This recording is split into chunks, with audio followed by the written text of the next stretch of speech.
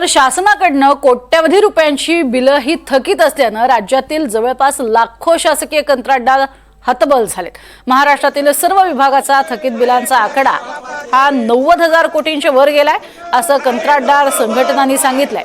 शासनानं आमची फसवणूक केल्याचा आरोपही ते करतायत। वारंवार पाठपुरावा करूनही पैसे मिळत नसल्यानं नाशिकमध्ये कंत्राटदार संघटना आक्रमक झाली।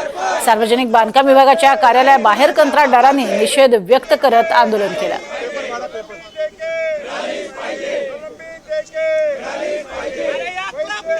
आणि याच भागातनं आढावा घेतलेला आहे आमचे प्रतिनिधी प्रांजल कुलकर्णी यांनी। प्रलंबित बिलं मिळत नसल्यामुळे नाशिकमध्ये शासकीय कंत्राटदार हे आक्रमक झालेले आहेत।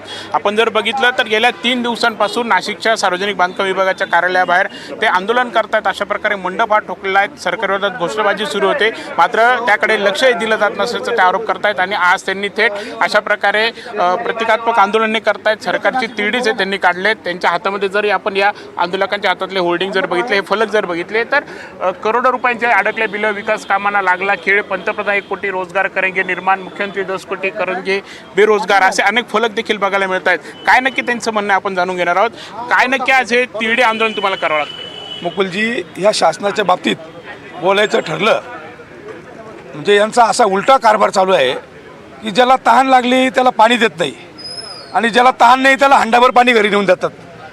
आता समृद्धी महामार्ग केला, त्याच्यानंतर शक्तीपीठला तुम्ही लाखो कोटी रुपये देत आहे, मात्र गेल्या अनेक दिवसापासून ठेकेदारांचे प्रलंबित देयके द्यायचे, त्या बाबतीत सगळ्यात सांगायला लाज वाटते।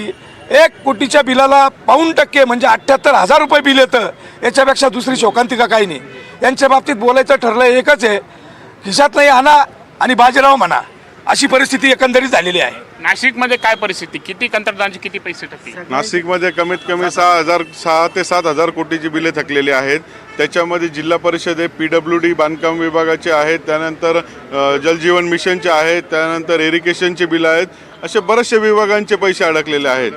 आमच्याकडे आम्ही वारंवार मंत्र्यांना पण जाऊन भेटलो। मंत्री महोदयांनी आम्हाला आमच्या कुठल्याही याची दखल न घेता आम्हाला कायम आमची हेलना केलेली आहे का तुम्हाला कामं घ्यायला लावले होते, तुम्ही कामं घेतले तर ते पूर्ण करायचे, पैशांचे आम्हाला काही सांगायचं नाही, असं त्यांनी आम्हाला वेळोवेळी असे उलटे उत्तर दिलेले आहेत।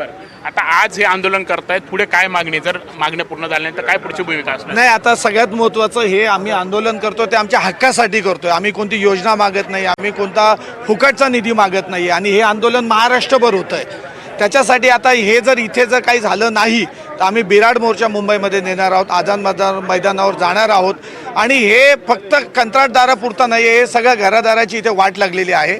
त्याच्यामुळे आमची मागणी आहे की आम्हाला हक्काचे पैसे द्या। आम्ही कोणताही योजना मागत नाही आहे, तर आम्हाला हक्काचे पैसे मिळालेच पाहिजे, म्हणून ही वाईट परिस्थिती आमच्या सगळ्यावर आलेली आहे। आपण जर बघितलं तर इथे अशा प्रकारे आंदोलन केलं जात आहे। तर यासोबतच इथे आपण जर बघितलं तर सार्वजनिक बांधकाम विभागाच्या या मुख्यालयासमोर कार्यालयासमोरच हर्षल पाटील ज्या तरुण खरं ठेकेदाराने आत्महत्या केली होती त्याचं होर्डिंग देखील लावण्यात आलेलं आहे। त्यामुळे कुठेतरी आता सरकार यांच्या मागण्यांचा कसं विचार करतं हे पाहणं महत्त्वाचं ठरणार आहे। कॅमेरा निकी पवारसह प्रांजल कुलकर्णी, NDTV मराठी, नाशिक।